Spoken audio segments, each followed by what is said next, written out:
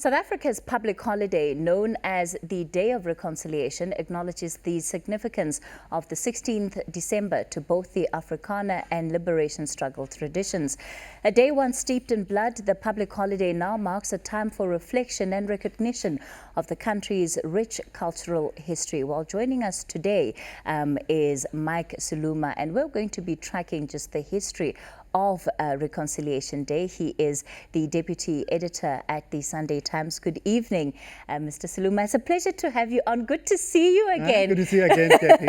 It's been like almost, with the lockdown, it feels like it's been 700 years since the last time we spoke. Today's an important piece, and I found that part of how you've articulated what this day symbolizes in the Sunday Times this week really is something for us as South Africans to reflect on. Firstly, let's begin with the history of the day. A new generation might know it as what would often be Braai Day, Reconciliation Day, but the reality is that its history and its context is much deeper than that. Yes, it is. Actually, this day is a reflection of the divisions that have bedeviled much of our history, you know, in terms of white people and black people, or if you want to put it differently, in terms of the colonizers and the indigenous people. The origin of this day is at the Ngome River, 1838, December the 16th, today in 1838, where the Voortrekkers were engaged in a war in a battle with the Zulu army, led by King Dingane. And the Voortrekkers won that episode. We know that in other episodes subsequently, the Zulu army won against the British. In this instance, the Voortrekkers won. But the legend, the folklore around it, you know, is that from the Afrikaner side, is that before that war, there was a vow that was made with God that if God delivers victory to them on the day, that they will mark this day that you and I are meeting on as the day of the vow. They will forever mark it as the day of the vow, the day in which they made a covenant with God, and God answered their prayers. Now, the problem with it, you know, in today's world, is that it celebrates a victory. It's a victor's victory over the vanquished, and it has been like that for many decades. You know, more than a century. And the reality is that even the story of what happened on that day in itself historically is quite contested, and we're hearing more and more of that come out with the passage of time and with more historians doing work into looking at what actually happened during the Battle of Ngome. Yes, and I think that part of the challenge that you're raising, Kathy, is that a lot of our history for the longest time had been written by the victors, and if you read that you know the way the victors wrote the thing, it's almost like King Dingane out of nowhere decided, you know, unprovoked, without reason, decided to go to war with the Voortrekkers. But actually, at the heart of that is the question of land, which is still at the heart of our disagreements today. That the Voortrekkers were wanting to occupy more land. They were coming from the Cape, wanting to go inland, wanting more land, and obviously they found people there. You know, they found the Zulu people in that part of the country, and they wanted a piece of that land, and that was at the heart of the conflict, and that has remained at the heart of the conflict that has bedeviled our country up to today. And in fact, it's part of the reasons why it's difficult for generations of South Africans to reconcile when they believe that they're still at the lower end of the scale, that they still have not been given what is rightly due to them. But we'll get to that in a moment. Fast forward to 1961, again on the 16th of December, Umkhonto weSizwe. Let's talk about that, because that in itself is a significant part of this day, and very often it's not really spoken about. Yes. Well, what transpired in the, you know, it's a long history, but we're going to have to compress it. But what transpired in the intervening period since 1838 is that the victors increased their stranglehold in the country. You know, laws were made. 1910, there was a Union of South Africa, which brought together the Boer republics and the British colonies to the exclusion of African people. So the sense of grievance of African people continued all the way through, even though the form of government on the white side was changing. Like you had the Union of South Africa where there was none, etc. And in that period, black people continued to raise their issues and their grievances in a peaceful way. And it got to a point where people became radicalized, and then you had Sharpeville in 1960, and as a consequence of Sharpeville, Umkhonto we was formed, and the people who formed Umkhonto we chose December the 16th because of its significance, as a historical day. Which marks the conflict between colonizer and the colonized, and between the conqueror and the conquered. It's interesting because when one looks at the history of the day, it really is a reminder of the bloodshed that this country has been through and what has been lost to get us to where we are. And yet, surprisingly, a lot of what we see doesn't reflect that, and even some of the messaging from government doesn't really hit home, because often what we see is, the flag behind us, the South African flag, the Rainbow Nation. That is what is sold. That is what people are expected to automatically be talking about, when in fact a lot of the underlying issues of why this day is so important have not been dealt with. No, they have not been dealt with. And I think that when you talk about the Rainbow Nation, I think that our country had a golden opportunity in 1994 to change itself, to become a more humane country, a more inclusive, a more united, a more just a country to live in. That was the window of opportunity that we were presented with. I often hear people say Mandela sold us out. Mandela did not sell us out. His job was to end apartheid as it was constructed then. But it could not be expected that his generation would continue to take on the task of rebuilding the country. That fell to our current generation of leaders. And I believe that they have let the country down. I believe they have left future generations of South Africans, both black and white, down, because at a moment where the window of opportunity opened for us to reconstruct South Africa in terms of where people live, in terms of what the education system is like, in terms of making sure that the wealth disparities are dealt with, etc.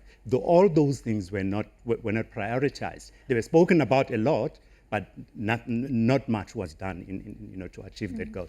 Do you think that true reconciliation can only come after there has been a fundamental restructuring of our society, whether it's the economy of this country, like you're saying, whether it's some of how the inequality that we are facing is restructured, where there's more equity in the society? Do you think that will foster better relations? I don't, let's look at the term reconciliation. It presumes that there has been conflict. It presumes that there are different parties, at least two, more than one party in there who are contesting, who are conflicting.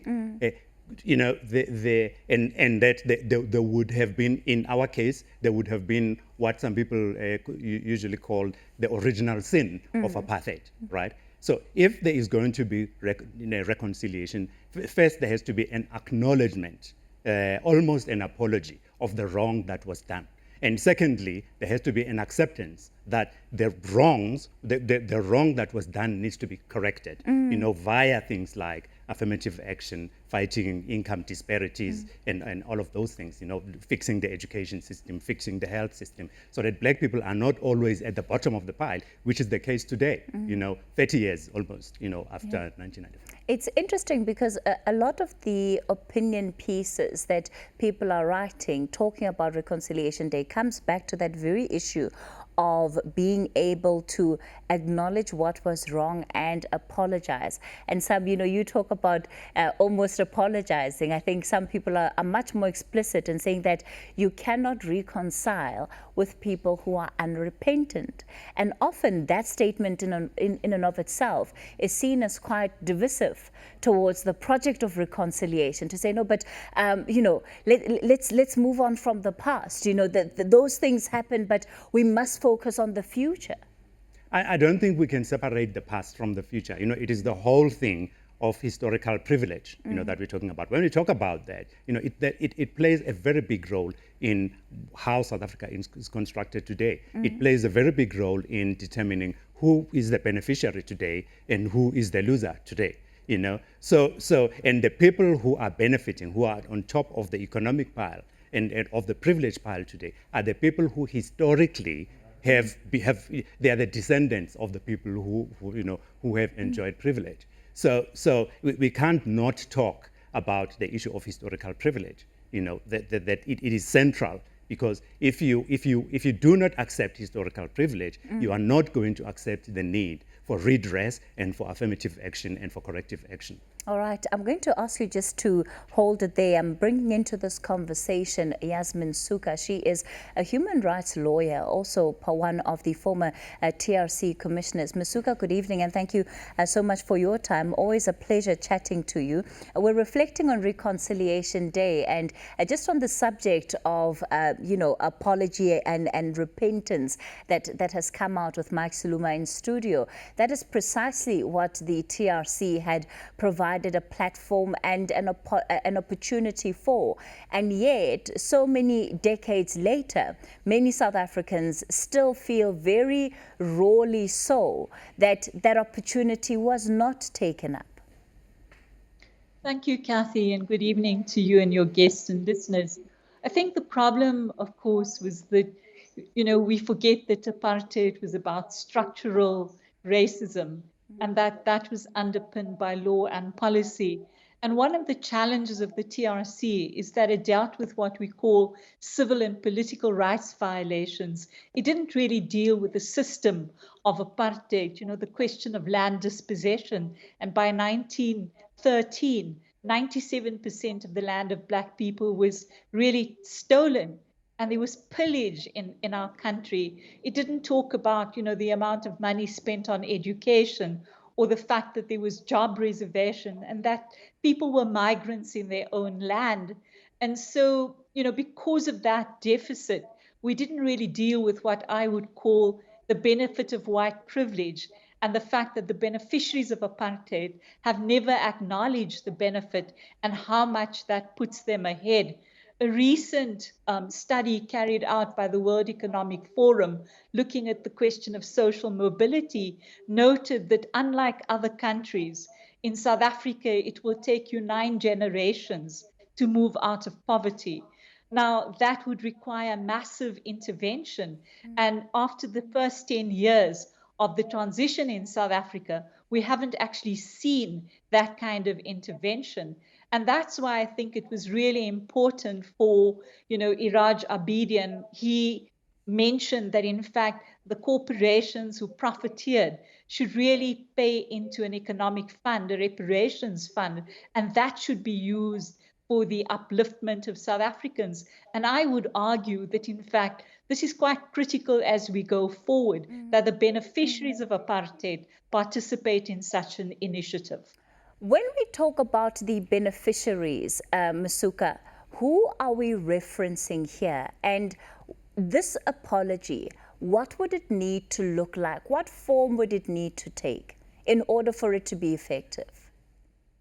Well, an apology without action would be meaningless.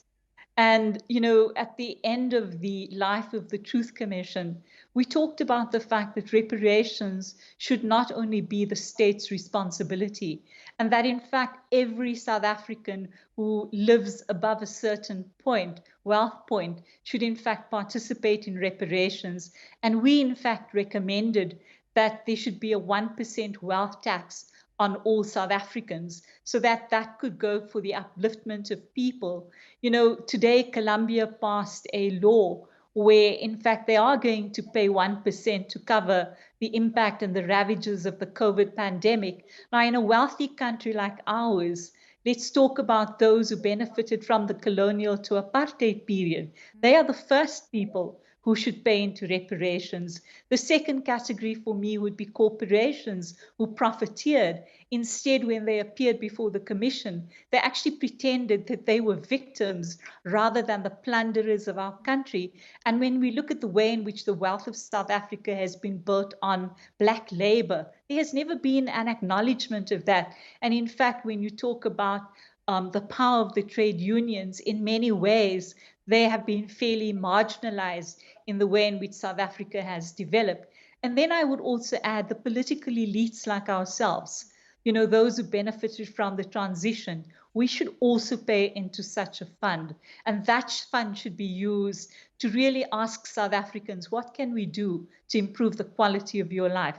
It is about the socio-economic dimension of the crime of apartheid, for which people have had a blanket amnesty, if you ask me. You mentioned the recommendations of the TRC report. That's over 20 years ago. So to me, what that says is that the problems are known, but also solutions have been put on the table in order to try and make right some of these wrongs. Why is it that it seems that some of those recommendations have simply been put on a shelf and have been gathering dust ever since? Well, that's the challenge, isn't it, for the current South Africa? That in fact, you know, the compromise we adopted, you know, in other countries, what they do is put people on trial for the crimes that they have committed, which are considered serious international crimes. And remember that apartheid was declared a crime against humanity. Now, one of the reasons we chose, as I always choose to say, justice for the survivors, was because we believed that that way we could transform our country. But when you look at the recommendations of the TRC around a wealth tax, around the question of institutional reform, around the issue of prosecutions and reparations, all of these have not been implemented by our country. And it's quite shameful, because it does mean people ask the question, is this the vision of a rainbow nation, was that just a mythology? Who are the ones who have to apologize? What did we get out of doing all of that? Because nothing really has changed in our lives. And of course, one of the things I argue is that you did see remarkable change in the first 10 years. But when you look at the period afterwards, the period of corruption, that has also been used as an excuse by many white beneficiaries to say, why should we pay in reparation? Look at the corruption. But the corruption should never be used as an excuse to excuse us from our obligations, because this is about the fact that the most black people in our countries were victims of a very brutal system of violence and oppression, and the legacy of that lives with us today. You see it in the Fees Must Fall. You see it in the way in which students were dealt with under the Rhodes Must Fall campaign. And at the end of the day, this dream of living with dignity, freedom, and equality, that's a myth.